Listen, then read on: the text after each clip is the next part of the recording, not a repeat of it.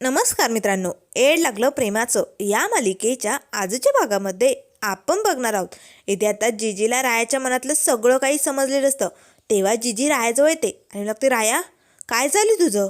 खरं आणि खोटं काय हे मला लवकरात लवकर सांग. तू मंजिरीला नागपूरला मुद्दामून पाठवतोय ना? बोल लवकर राया. तेव्हा लगेच राया मला लागतो, जिजी अगं काय बोलतेस तू? त्यावर जिजी मला लागते, राया मला खरं खोटं उत्तर दे. मंजिरीला एकटीला का पाठवतो हे मला समजत नाही. आजवर प्रत्येक कामं तू स्वतः एकट्याने केलीत, मग आजचं हे काम तर होत नव्हतं का? पण मुद्दामून पंढरपुराच्या बाहेर मंजिरीला पाठवायचे ना, म्हणून हे सगळं करतो की नाही? सांग ना, तुझ्या मनात नेमकं काय चालू आहे? त्या बिबट्याला पकडायला जंगलात जाणार आहे का तू? बोल ना राया.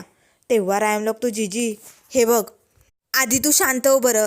आणि हे बघ जिजी, हे पंढरपूर म्हणजे या रायाचं कुटुंब आहे गं, आणि या कुटुंबावरती खूप मोठं संकट आलं आहे. त्यामुळे या संकटाशी मात करावीच लागेल की नाही, म्हणून मला हे सगळं करावं लागतंय जिजी. तेव्हा जिजी म्हणू लागते, अरे पण राया हे सगळं करून काय होईल याचा विचार केलाय का तू? अरे निदान या म्हाताऱ्या आईचा विचार तरी कर राया. एक मुलगा गेलाय राया माझा, मला आता दुसरा मुलगा नाही गमवायचा आहे. या म्हातारीत आता एवढे धक्के सहन करण्याची ताकद नाही राहिली रे राया. त्यामुळे प्लीज राया असं करू नको, नाहीतर मी मंजिरीला सांगे ना. तेव्हा राया लागतो, नाही नाही जिजी, अशी चूक करू नको. खरं तर मिस फायरला मुद्दामूनच मी नागपूरला पाठवलं आहे गं, कारण मिस फायर जर पंढरपुरात असती तर हे करणं शक्य नव्हतं.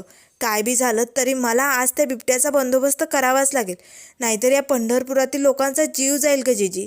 आणि हे काम मी केलं तर काय बिघडतंय? आज ना उद्या हे कोणी ना कोणी करणारच की नाही. आणि मग जो कोणी करेल त्याला आई बहीण बायको असणारच आहे की नाही. मग त्याच्या जीवाची पर्वा कोण करणार? त्यामुळे जिजी प्लीज, मी समजू शकतो तुझी माझ्यावरती माया आहे, प्रेम आहे, तू खरंच माझी काळजी करते जिजी, पण मला माझ्या कुटुंबाचा विचार करावा लागेल की नाही. आता तूच सांग जिजी, जेव्हा शशिकला आणि घोरपडे मला अनाथ हिनवत होते तेव्हा माझी बाजू याच गाववाल्यांनी घेतली ना. मग मी या गाववाल्यांना असं वाऱ्यावरती नाही सोडू शकत. मला त्यांची या संकटातनं मदत करायची जिजी. त्यामुळे प्लीज जिजी ऐक माझं, मला समजून घे. तेव्हा जिजी मला लागते, नाही यार आया, एवढं मोठं संकट तू अंगावर घेतोय आणि मी गप्प राहू? नाही या, मी गुपचूप बसणार नाही. मी आता सगळं काही मंजिरीला सांगणार आहे. असे म्हणत जिजी आतमध्ये निघालेली असते. त्याच वेळेस राया पटकन जिजीचा हात पकडतो आणि तिला थांबवतो आणि म्हणतो, जिजी मी तुझ्यासमोर हात जोडतो गं, मिस फायरला यातलं काय बी कळू देऊ नको. तिला नागपूरला जाऊ दे जिजी, आणि मी तुला शब्द देतो या रायाला काय बी होणार नाही. तू अगदी सुखरूप घरी होईल. त्यामुळे जिजी प्लीज मला परवानगी दे, मला जाऊ दे जिजी. लोकांसाठी या रायाला काहीतरी करायचं आहे जिजी, या पंढरपुरासाठी. प्लीज जिजी ऐक माझं. तेव्हा जिजी मला लागते, राया पण तुला जर काही झालं तर आम्ही काय करायचं?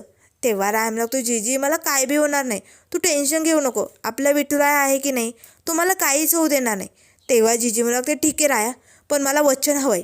असे म्हणत जिजी रायाचा हात हातात घेते आणि लागते, राया मला वचन दे, मला माझा मुलगा राया परत तसाची तसा हवाया, त्याला काय बी होता कामा नाही. तेव्हा राया मला लागतो, दिलं वचन जिजी, तुझ्या लेकराला रायाला काय बी होणार नाही, तो सुखरूप घरी येईल. हे बघ जिजी, पण याबद्दल तू कुणाला मिस फायरला काय बी सांगू नको. ठीक आहे ना, चालेल ना जिजी? जिजी मात्र रडत असते, कारण राया एवढं मोठं पाऊल उचलतोय. आता हे जिजीला काही सहन होत नाही, कारण त्याला जर बिबट्याने काही केलं तर असे असंख्य प्रश्न आता जिजीच्या मनात निर्माण झालेले असतात. जिजी रडत असतानाच राया तिची समजूत काढत असतो. तेवढ्यात आता दरवाजात मिस फायर आलेली असते. दारात उभी राहून मिस फायर दोघांकडे बघू लागते. जिजी तर रडते, राया तिची समजूत काढतोय नेमकं काय झालंय. आता दोघेही पटकन आपले डोळे पुसतात आणि मंजिरीकडे बघू लागतात. त्याच वेळेस मंजिरी बघते, जिजी राया काय झालंय? काय बोलत होता तुम्ही? आणि असं रडायला काय झालंय जिजी? अगं बोल ना, उत्तर दे ना. तेव्हा लगेच आता जिजी गप्प असते. त्यावर मंजिरी म्हणते, राया तू सांग मला नेमकं काय झालंय? जिजीच्या डोळ्यात पाणी का आलंय? तेव्हा राया लागतो, मिस फायर आता तूच समजाव बरं जिजीला. लग्नाच्या विषयावरनं रडते, मी खूप समजावलं पण ऐकायला तयारच नाही. आता तूच जिजीला विचार आणि तीच काय ते असेल ते सांगेल. तेव्हा मंजिरी लागते, जिजी अगं काय झालंय? तेव्हा जिजी लागते, काही नाही मंजिरी, आता तुमचं लग्न होणार आहे ना गं, त्याच विषयावरनं रडायला आलं जरा. तू आम्हाला सोडून जाणार, मग आम्ही एकटे पडणार ना गं, म्हणून जरा काळजी वाटत होती. तुझी आठवण येईल ना. तेव्हा मंजिरी लागते, जिजी अगं कशाला काळजी करतेस तू? आणि मी फक्त हे घर सोडून जाईल, गाव सोडून थोडी जाणार आहे. मी इकडेच थांबणार आहे पंढरपुरात तुमची काळजी घ्यायला, तू टेन्शन घेऊ नको. तेव्हा जिजी म्हणू लागते, बरं बरं चालेल. त्याच वेळेस रायम लागतो, मिस फायर तुला नागपूरला निघावं लागेल. तू तयारीला लाग, गाडी येईलच तोपर्यंत संध्याकाळी. तेव्हा मंजिरी मला लागते, ठीक आहे राया, मी लागते तयारीला, मी जाते रूममध्ये. असे म्हणत मंजिरी रूममध्ये जाते. त्याच वेळेस राया जिजीला म्हणतो, जिजी प्लीज माझं ऐक, मिस फायरला यातलं काय बी कळू देऊ नको, तरच हा राया पुढचं पाऊल उचलू शकतो. त्यामुळे मी माझ्या तयारीला लागतो. असे म्हणत आता राया लगेच तिकडनं निघालेलं असतो. जिजीला मात्र खूप टेन्शन आलेलं असतं. मंजिरी आता आपल्या रूममध्ये आलेली असते. आता तिने बॅग वगैरे पॅक केलेली असते. नागपूरला जायला 1 दिवस तरी लागेल, त्यामुळे ती उद्या येणार असते ना, म्हणून मंजिरीने आता काही सामान चालवलं असतं. त्याच वेळेस मंजिरी विचार करू लागते, रायाचं म्हणण्याप्रमाणे मला नागपूरला जावंच लागेल. रायाचं हे पंढरपूर म्हणजे कुटुंब आहे, अगदी त्याच्या घरासारखं आहे. त्यामुळे रायाला त्याच्या कुटुंबासाठी हे सगळं करावंच लागेल. राया मात्र दरवाज्यातनं डोकावून मिस फायरकडे बघत असतो. तेव्हा मंजिरी म्हणू लागते, या कुटुंबाच्या आनंदातच रायाचा आनंद आहे आणि रायाच्या आनंदातच या मिस फायरचा आनंद आहे. त्यामुळे त्याच्या मिस फायरला त्याच्यासाठी हे समज करावंच लागेल. असे म्हणत आता मंजिरी पिशवी घेऊन निघालेली असते. त्याच वेळेस आता राया मनाशीच म्हणू लागतो, मिस फायर मला माफ कर गं, पण तू जर या पंढरपुरात थांबली तर माझं काम मी नाही करू शकत. मी त्या बिबट्याला पकडायला नाही जाऊ शकत. त्यामुळे मिस फायर प्लीज तुझ्या रायाला समजून घे. त्यामुळे मला तुला बाहेर पाठवावं लागते, माझ्यापासनं दूर. पण हा राय तुझ्यापासनं दूर नाही राहू शकत गं मिस फायर, प्लीज मला समजून घे मिस फायर. असे म्हणत राया डोकावून मंजिरीकडे बघत असतो. मंजिरी आता लगेच विठुरायाकडे हात जोडते आणि मग ते, विठुराया रायाला या संकटातनं बाहेर निघण्यासाठी मार्ग दाखव रे बाबा. लवकरात लवकर आम्हाला या बिबट्याच्या हल्ल्यातनं मुक्त व्हायचं आहे. त्यासाठीच मी नागपूरला निघाले. माझ्या कामात यश येऊ दे, कारण रायाचा आनंद त्याच्या कुटुंबात आहे आणि म्हणूनच मी नागपूरला जाते आणि पटदिशी त्या लोकांना घेऊन येते. म्हणजे कसं सगळे मार्ग अगदी सुलभ होतील. असे म्हणत आता मंजिरी पिशवी घेऊन बाहेर येताच राया पटकन हॉलमध्ये येतो आणि मग तो, मिस बाहेर झाली तयारी? तेव्हा मंजिरी मग ते, हो राया, आता निघावंच लागेल. त्याच वेळेस राया लगेच मंजिरीचा हात पकडतो आणि तिला असं बाजूला कोपऱ्यात नेतो आणि मग तो, मिस फायर मला तुझ्याशी जरा बोलायचं आहे. असे म्हणत आता राया मंजिरीचा हात असा हातात घेतो. जिजी मात्र डोकावून आता राया आणि मंजिरीकडे बघत असते. त्याच वेळेस राया म्हणू लागतो, मिस फायर हे बघ, तुझ्या रायाला तुझ्याशिवाय राहायची सवय नाही आहे गं, तुला असं एकटीला तो कधीच सोडत नाही. पण काय करणार आहे मिस फायर, वेळच तशी आली. त्यामुळे या रायाकडे ना इकडे आड तिकडे वीर अशी गंमत झाली, म्हणून मिस फायर तुला एवढ्या लांब पाठवावं लागते गं. तेव्हा मंजिरी लागते, राया अरे यात काय एवढं, तुला इथे थांबावं लागणार आहे म्हणून तू मला पाठवतोय ना, आणि एका दिवसाचा तर प्रश्न आहे, मग मी येणारच आहे. तेव्हा राया लागतो, मिस फायर हे बघ, आजवर या रायाने आणि तू मिळून कामं केलीत, पण आज तू एकटीने चालली. पण हिंमत हारू नको, तुला एकटीने या गावाची काळजी घ्यायची, या गावाचा सांभाळ करायचा आहे. त्यामुळे हिंमत हारून चालणार नाही. हा राया जरी तुझ्यासोबत नसला ना, तरी त्याची सोबत तुझ्या संग कायम असेल. त्यामुळे हिंमत हारायची नाही आणि झटून काम करायचं. आता मंजिरीला मात्र समजत नाही रायाला नेमकं काय बोलायचं आहे. रायासोबत नसणार आहे असं का बोलतोय हा. तेव्हा मंजिरी लागते, राया अरे काय चालू आहे. तेव्हा राया लागतो, मिस फायर मी सांगतोय तुला, हा राया जरी तुझ्याबरोबर नसला तरी डगमगून जायचं नाही. प्रत्येक संकटाशी मात करायला शिकायचं, आणि या रायाने तुला शिकवलंय ना ते कधी बी विसरू नको. आणि तसंच वाग मिस फायर, या गावाची या घराची संपूर्ण जबाबदारी हा राया तुझ्यावरती देतोय. त्यामुळे हिंमत हारायची नाही या मिस फायर. तेव्हा मंजिरी लागते, राया अरे काय चालू आहे तुझं, मी एका दिवसासाठी एकटी चालले, कायमचं थोडी चालले, उगच काहीतरी बोलू नको. आणि राया मी तुला समजू शकते, हे बघ तुला इथे थांबणं गरजेचं आहे ना, म्हणून मला एकटीला जावं लागतंय, त्यामुळे तू टेन्शन घेऊ नको. पण राया मला एक शब्द दे, जसं तू इथे थांबून गाववाल्यांची काळजी करणार आहे, त्यांची जबाबदारी घेतोय ना, तसं तुला स्वतःची काळजी करावी लागेल. हां, तुझ्या मिस फायरचा शब्द विसरू नको, घेशील ना स्वतःची काळजी. तेव्हा राया लागतो, हो मिस फायर घेईल की. हा राया स्वतःची काळजी नक्की घेईल, पण तू व्यवस्थित जा आणि अगदी व्यवस्थित राहा. आता मंजिरी मात्र निघालेली असते, पण तिला जरा रायावरती डाऊट येतो. हा असं का बोलतोय. रायाच्या डोळ्यात पाणी आलेलं असतं. आता मिस फायर निघालेली असते. राया मात्र तिच्याकडे वळूनही बघत नाही, कारण तो रडत असतो. हे सगळं बघून जिजीच्याही डोळ्यात पाणी आलेलं असतं. आता मंजिरी मात्र गाडीत बसून नागपूरला निघालेली असते. राया मात्र आता मिस फायर असे म्हणत रडत तिथेच उभा असतो. तेवढ्यात जिजी येते आणि लागते, राया राया अजूनही विचार कर, माझ्या मंजिरीचा विचार कर राया. तू या गावातील लोकांसाठी, आपल्या कुटुंबासाठी एवढं मोठं पाऊल उचलायला निघालाय. पण राया तू एक गोष्ट विसरतोय, आता जर माझ्या मंजिरीच्या आयुष्यातनं राया निघून गेला ना, तर दुसरा राया परत नाही येऊ शकत तिच्या आयुष्यात. त्यामुळे माझ्या मंजिरीचा विचार कर राया. तेव्हा रायाम लागतो, मिस बाहेर माझी हायच लय भारी जीजी. तुम्ही विसरलात का त्या दिवशी घोरपडेला तिने काय काय सुनावलं होतं आणि कशी लढली होती मिस बाहेर घोरपडेशी. त्यामुळे जीजी माझ्या मिस बाहेरला आता दुसऱ्या रायाची गरज नाही. ती एकटी हिम्मत करून समद्यांशी लढू शकते आणि या पंढरपुराची जबाबदारी घेऊ शकते. त्यामुळे जीजी तुम्ही मिस बाहेरची काळजी करू नका. हा राया कायम तिच्या सोबत असेल. असे म्हणत आता राया मात्र आपल्या कामासाठी तिकडनं निघालेलो असतो. तेव्हा जीजी मग रडतच म्हणू लागते, राया अरे किती दिवस तू लोकांचा विचार करणार आहे. कधीतरी माझ्या मंजिरीचा विचार कर राया. तू हे पाऊल उचलून खूप मोठी चूक करतोय. माझ्या मंजिरीपासून तू दूर तर जाणार नाही ना राया. असे असंख्य प्रश्न आता जीजीच्या मनात निर्माण झालेले असतात. तर आता इकडे संध्याकाळची वेळ झालेली असते. जीजी मात्र आता हॉलमध्येच गरके मारत रायाची वाट बघत असते. खूप वेळ झाला रायाला जंगलात जाऊन, अजून कसं आलं नाही राया याचं तिला टेन्शन आलेलं असतं. त्याच वेळेस धावतच डिफिकल्ट डंके येतात. जीजी जीजी जीजी राया भाऊ. तेव्हा जीजी घाबरते. अरे काय झालंय, अरे असं का ओरडताय तुम्ही.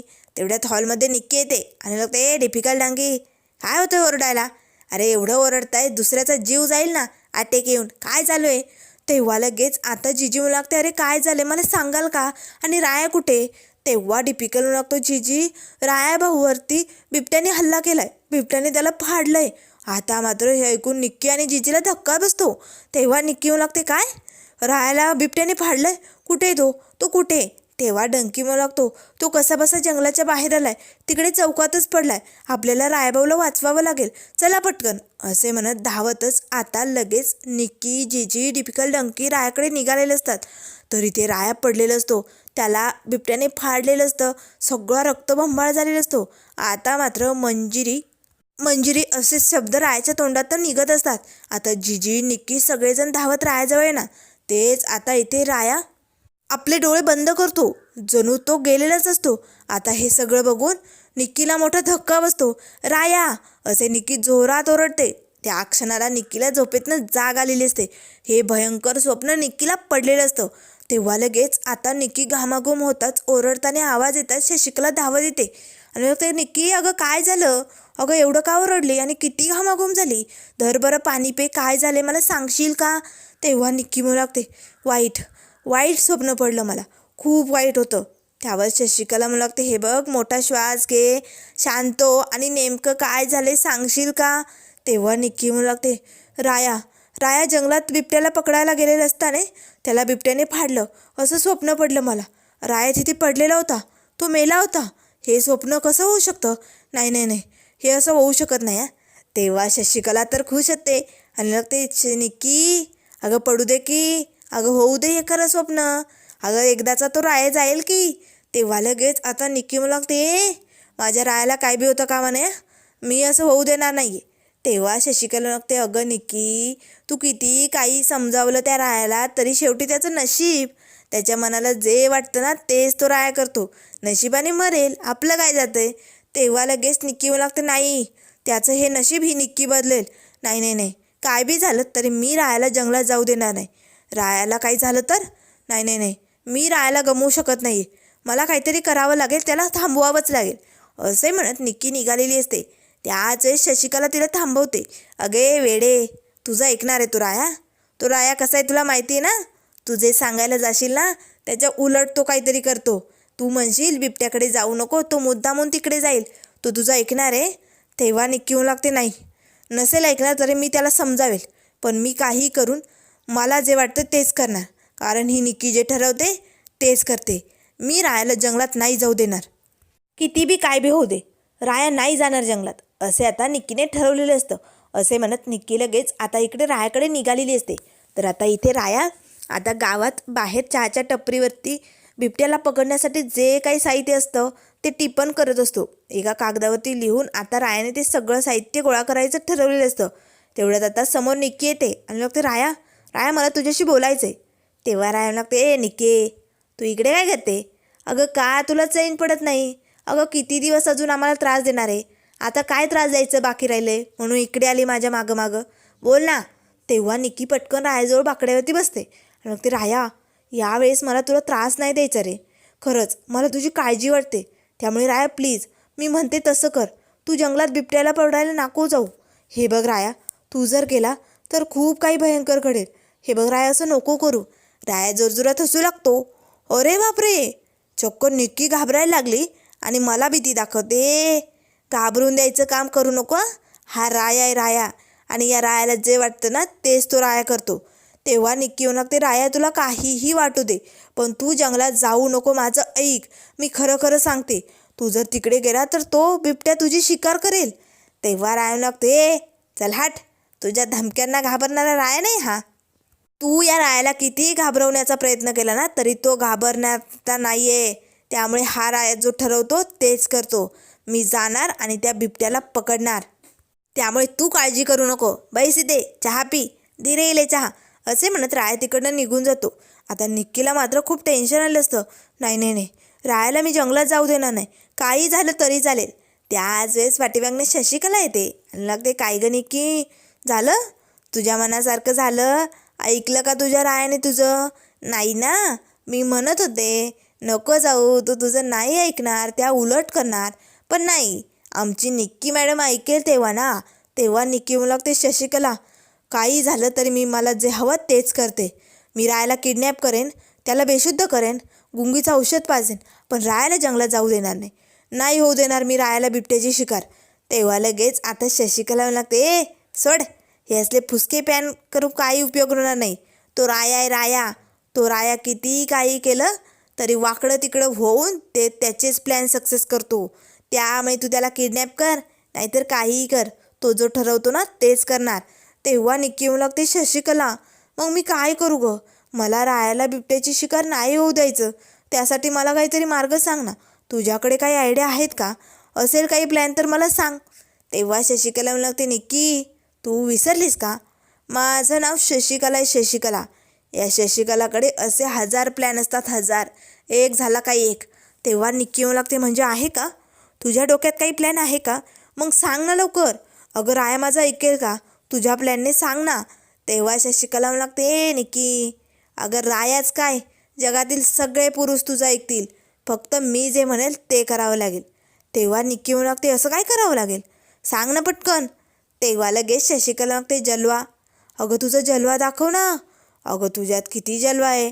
आणि त्या रायाला एकदा का तू तुझा जलवा दाखवला की तो राया थांबेल. पण त्यासाठी फक्त घरात तू आणि रायाच पाहिजे, मी सुद्धा नको या. तेव्हा लगेच आता निक्की असं लागते आणि लागतं, वा शशिकला, काय डोकं चालवलंय. आता बघच, तू फक्त या ठिकाणी रायाला घेऊन ये. मग काय करायचंय पुढे मी माझं बघून घेते. नाही रायाला अडकवलं ना माझ्या जाळ्यात तर नावाची अप्सरा नाही आहे मी. असे म्हणत आता निक्की आणि शशिकलाने रायाला अडकवण्यासाठी प्लॅनिंग केलेलं असतं. तर त्यानंतर मित्रांनो, पुढील भागामध्ये राया बिबट्याला पकडायला जाणार का? आणि निक्की आणि शशिकला मिळून रायाला थांबवणार का? मिस स्पाय रायाला बघायला येणार का? पुढे काय काय होणार हे आपण लवकरच बघूया. त्यामुळे मित्रांनो, अशाच मालिकेंच्या अपडेट पाहण्यासाठी चॅनलला लाईक करा, सबस्क्राईब करा. व्हिडिओ पाहिल्याबद्दल धन्यवाद.